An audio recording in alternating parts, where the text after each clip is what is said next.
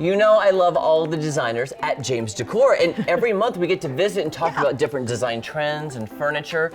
But I kind of want to get to know the designer a little bit better. Okay. Allyson, okay? Are you ready for this? I'm ready. I'm ready. We're gonna go into a deep dive of your life. Oh dear. Okay? Your life in 30 seconds. Right. No, really, I've had so much fun doing segments with you, and you know I love design. That's my separate passion. Yep. So tell me a little bit about your background, how you got into it, and why. Sure. So the main reason I got into it is my father made me a dollhouse when I was 8, and that was a Christmas present.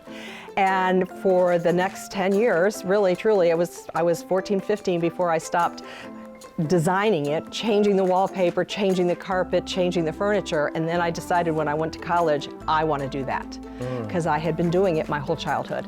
So that kind of set me on a journey. I went to college, got a degree in it, and then I just sort of started doing builder models for a national builder.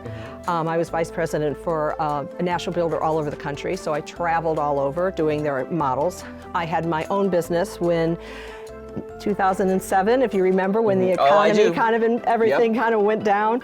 I had to pivot.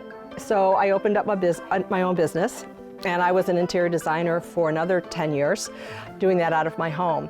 So I've loved it my whole life, and moved to the Ozarks about 5 years ago, and came to James Decor, and now I'm wearing my James Decor hat. Yes, you are. Okay, I want to go back to two things really quickly first. As a child, you said the dollhouse. Were you the type of child, because I was, my mom and dad would come home from work one day and I'd have the whole house rearranged. Oh, absolutely. Or I would say, why did you hang the picture on that wall? It's too small. Yes, I was a minister's daughter, so a lot of times we were dragged to our parishioners' houses for Saturday night dinner, and my brother and I had to sit dutifully and talk and listen to all the parents, and I would just be watching and looking around saying, I think that picture should go over there. I would have put the chair over here.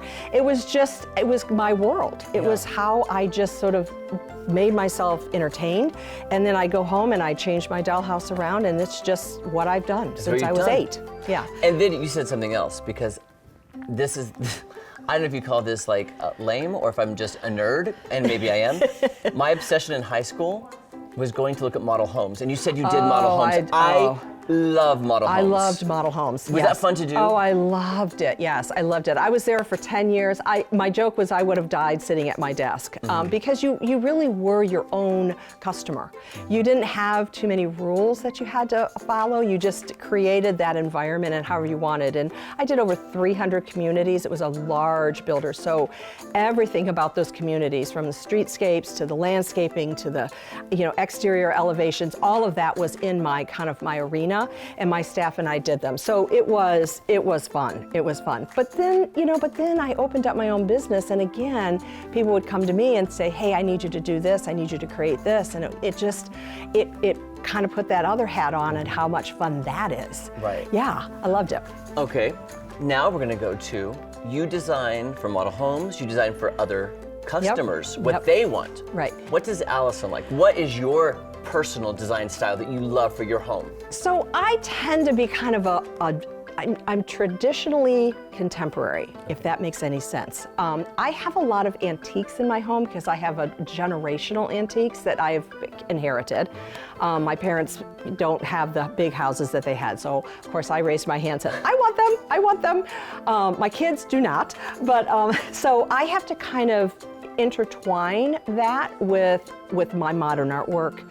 But I also love all my little things, my little tchotchkes, my bookcases that are just filled with stuff that I've had forever. I like that. Isn't there a way to do that with, like, I love those houses I see that you have that antique with something modern. It's very eclectic, I would call. It's eclectic, yeah. My walls are usually generally a white, but my color comes from art, it comes from the rugs, it comes from the wood tones, all of that. So I feel like I'm sort of a contemporary transitional. I love it. If that's not a thing, it is now. Is that a word? Okay, now one final question, and I've decided this will be my final question for all of the designers. Okay. It just came to me, because I'm like, I think everybody has this. Right. In your current home, what is your favorite piece? Okay, that's very easy for me. So my great-grandfather carved Mount Rushmore, Gutzon and Solon Borglum, and I have their statues, several of their statues. They are their statues that they did, so Gutzon and Solon Borglum. So I have a white marble statue of horses in a snowstorm that's called Snowdrift. It's under plexiglass because the marble is not cured, so you can't touch it. So it is a horse protecting its calf, its pony, from the white storm, and it's a white marble, and it's my favorite thing. See, that's the thing. Everybody has something. Yep. So I know mine, which I'm not going to reveal yet. You're not? No, you know why? Because your guess secret's safe with me. I'll tell you afterwards. I've decided that I'm going to, do these interviews with all the designers. I'm going to get everything. I want to know what their favorite piece is, and at the very, very end, then I'll reveal mine. How about that? Okay. All Keep right. it top secret until then. Allyson, thank you so much. Thanks. It was nice. Thank It you was guys. Always fun. Come in and visit with all the amazing designers at James Decor.